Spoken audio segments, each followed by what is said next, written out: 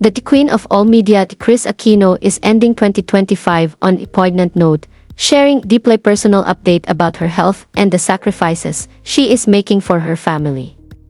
In a recent Instagram post, Kris admitted that her body is currently at its most vulnerable, yet she remains determined to face the new year with courage. Kris revealed that she is scared occurred between December 24 and 26, an ordeal she described as something only other mothers would truly understand. Because she refused to be separated from her youngest son, Bimbe, she even went as far as signing a medical waiver. Her doctors have since surrounded her with HEPA air filtration systems to maintain a sterile environment, as her resistance remains dangerously low.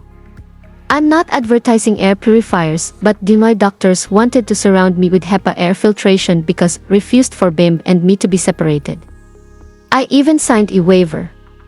Moms will understand me, especially after what we went through December 24 to 26, Kris shared. She hinted that more details about this specific crisis would be revealed in a future video interview. The veteran host also took the time to express her profound gratitude for those who have stood by her. She thanked the Binay clan, specifically Ann Binay, for looking after her eldest son, Josh, while she continues her semi-isolation. Kris also listed her extensive medical team, including her new favorite pain management specialist, Jake Henry Liu, and her dedicated nurses. Maraming bago in 2026 sa buhay ni Bim at buhay ko. Please continue to help us pray for unwavering faith that the new year can only get better, she wrote, acknowledging that the prayers of strangers have been a vital lifeline for her. Hindi na kinaya na. Humingi na sa akin. Hindi ba na dito daw.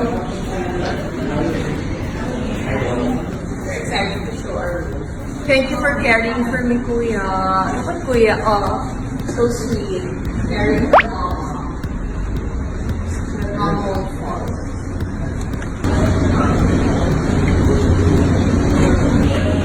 Sabi, instead, kailangan makita at masubukan. That's good.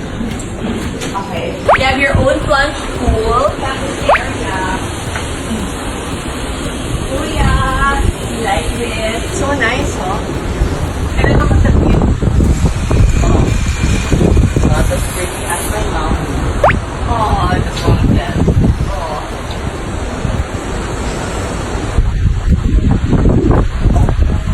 Narinig niyo yun, sabi niya, the view is not as pretty as my mom. Nice. Like this, Kuya. Super nice. Let's tour pa around and see what else is here. Lie down there, both of you, and I'll tour around. Ilay, sarap, Kuya. Ready na ako ngayon. Nadala na akong bathing suit. Hindi na ako papagaling na ni Baby Kai. Yes, ready na. Bathing suit. I'm ready. Okay. It's our room. Wow. Matutuwa sila sa akin. Off ng aircon. Oh. Ganda ng pagka-decorate. At ang bango. Yeah. What do you prefer, Miss Kris? Lavender or lemongrass? Lavender. Yeah, wow! Then, sila kahiwalay. Yes. This is the shower area. This is where the toilet is. Okay. Bathtub. Tapos you can watch if you like. And then there's a shower. Tapos you have 2 sinks. Then you have the And yung sabi ko, yung social na blower meron sila. Yay! Saya. I'll show you the guest room. Ano yung guest room? Okay, oh wait, we have a guest room. Oh. Bingkai and Alvin will be here. You and me and Quinn. Joshua with Pinkay. You don't like to be with us? We've been so happy. How many nights have we been together and happy? Yeah, see? Oh, happy ka with us, diba? Let's make ikot. Ganda. And there's a day bed pa. Yes, po. There's a lead-in. Patayin natin aircon. So there are 2 rooms, Yes, there's 2 actually. rooms. Yes. The total that area is 252 square meters. Wow! Tapos, let's see what's there. The other bathroom. Bathroom number 2. There's also another tub here. Wow. There's a small Nice. shower.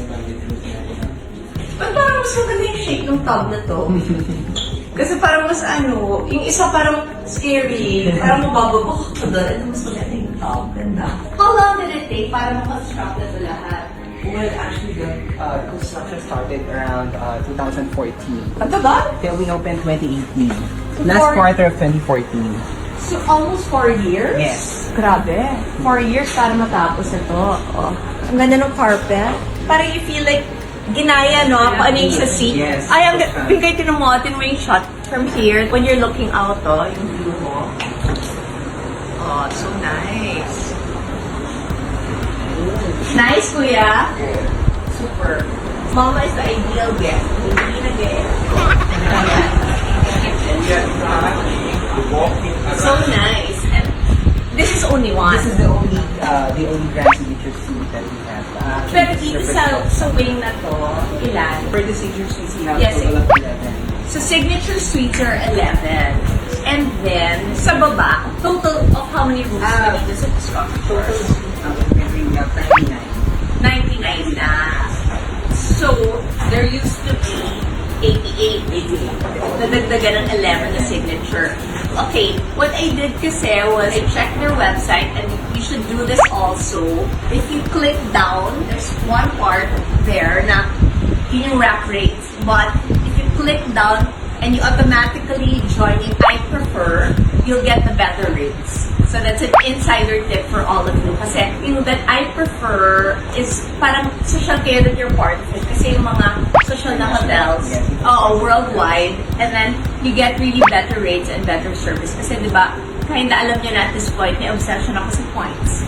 So nung nakita ko yun, sabi ko, okay, let's do this. Ang ganda. And then this comes talaga, pagdating mo Yes. dito, what's that? This one, we have a Samba. It's a UV Armada And brand. then? And then there's a Novik oil. This is A what? after sunburn. Parang may aloe vera? Yes. Or, It's more of a virgin coconut oil. Okay. Tapos, And then there's a Parao bag. tapos doon, di ba, forever yung ritual yan, yung Foot wash. foot wash. Yes. Ito yung Nespresso all you want. Yes. And then, di ba dito sa signature sweets, every day nire-replenish Then it's yung the ano. tea bars. Yes, the mini bar. Okay. Oh, happy na sabihin. Cookies, the coffee, the tea, pati the drinks. Open it, honey, and show. Sweet. Every day. Okay. And then, even the cookies. Cookies, yes. We Please have try the cookie. banana cheese and nuts here. That's good. Butter. Yeah. And there's water. it's and then yummy. there's espresso.